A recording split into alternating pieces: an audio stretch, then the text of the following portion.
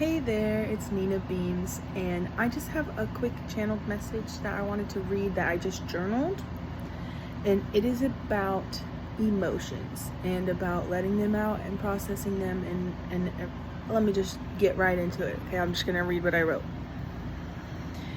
Something is coming through right now about emotions, about accepting them, naming them, nourishing them, and guiding them as if they were babies. If one is, you could say, pregnant with emotions, sooner or later they must surface. I love the pregnancy metaphor because its very nature implies. I love the pregnancy metaphor because its very nature implies that what was created will grow and must eventually be born. When I was with child, that was one of the more confronting, harsh realities for me, that there was no turning back. I used to liken it to being on a roller coaster that is inching up slowly. Once you're at the top, you simply have literally no other choice but to let yourself drop and ride it out until it's over. And when something causes an emotional reaction to stir up in us, we can't ignore it or deny it. We have to let it manifest naturally and then give birth to it. Whether that process involves writing about it or crying it out, perhaps singing or laughing or dancing or shaking or resting or going for a drive. When a newborn baby cries out, many times a mother will have an intuition about the particular needs of her infant, but even in times of uncertainty, she will try various things. Maybe the baby is gassy, maybe hungry, maybe tired, maybe its diaper needs changed. You get the point.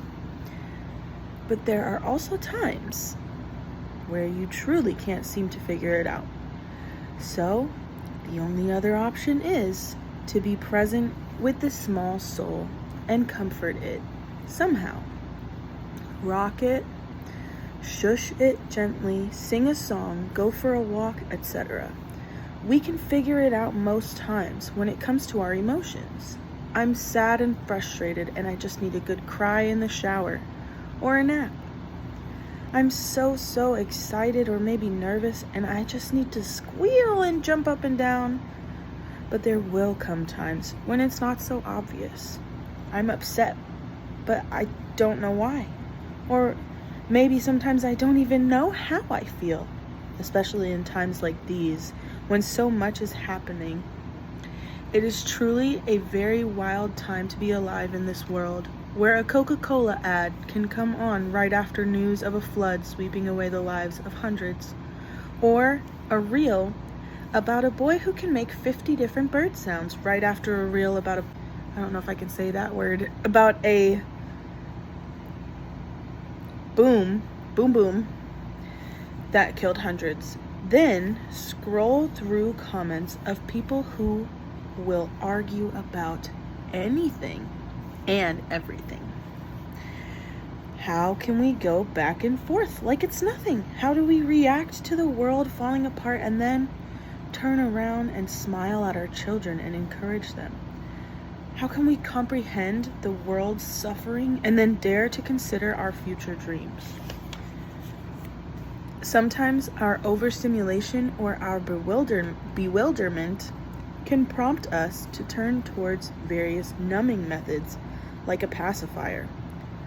Drugs, alcohol, social media, hollow relationships. Me personally, I have had a tendency to turn to food, junk. It is only comforting for that minute it's being used to cope with something. As soon as we are finished, nothing has been solved. Nothing has been birthed. We are only delaying labor while the emotions under the surface grow bigger and bigger, which only means more drama, pain, and difficulty. When they must finally come bursting out of us like water from a faulty dam, we must learn to accept the inevitability of feeling things in life with all of its complexities, all the ups and downs that come with the experience. We must learn to breathe through the contractions, trusting the life force operating behind whatever it is that is insisting on being birthed through us. And we must ready ourselves to embrace whatever is sprung forth with open, accepting, loving arms, and accept the parts of us that are maybe a lot, and love ourselves and our emotions the same way a mother loves her baby, regardless of how it looks or how it cries out. It is our responsibility and it is our obligation, but it will also prove to be our highest reward and pride when all is said and done. And that's all I wrote.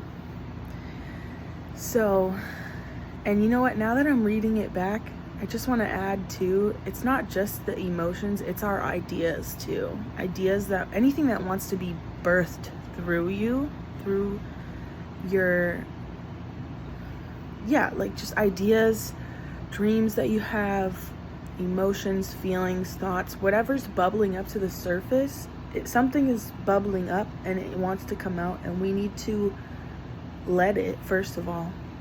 But we don't just like, like moms don't, well, some do, but most of the time when somebody has a baby, they take care of it and they love it and they accept it and they help it grow and they raise it up, and you get the idea. We don't just give birth to something and then like leave it in an alley and just or on the other hand, you don't just keep the baby inside of you forever. Like that literally is gonna be no bueno, like not good news probably. So that's all I have. And I kind of like the idea of just reading my journals. I don't know why I just said that 3 times. I like reading different messages that I've like channeled through like writing, because sometimes I just kind of let my consciousness or whatever just kind of take the pen in my hand and just write whatever it wants to write. And sometimes that makes it easier to then go and record me just saying what I already wrote, rather than me making a video where I'm just kind of winging it and just saying whatever the heck. So anyways, if you liked this video, then it would be cool if you actually like it, like leave a little thumbs up thingy. You can subscribe to the channel. I don't post every day, but I post when I have time, energy, and motivation, and when I feel called to do so.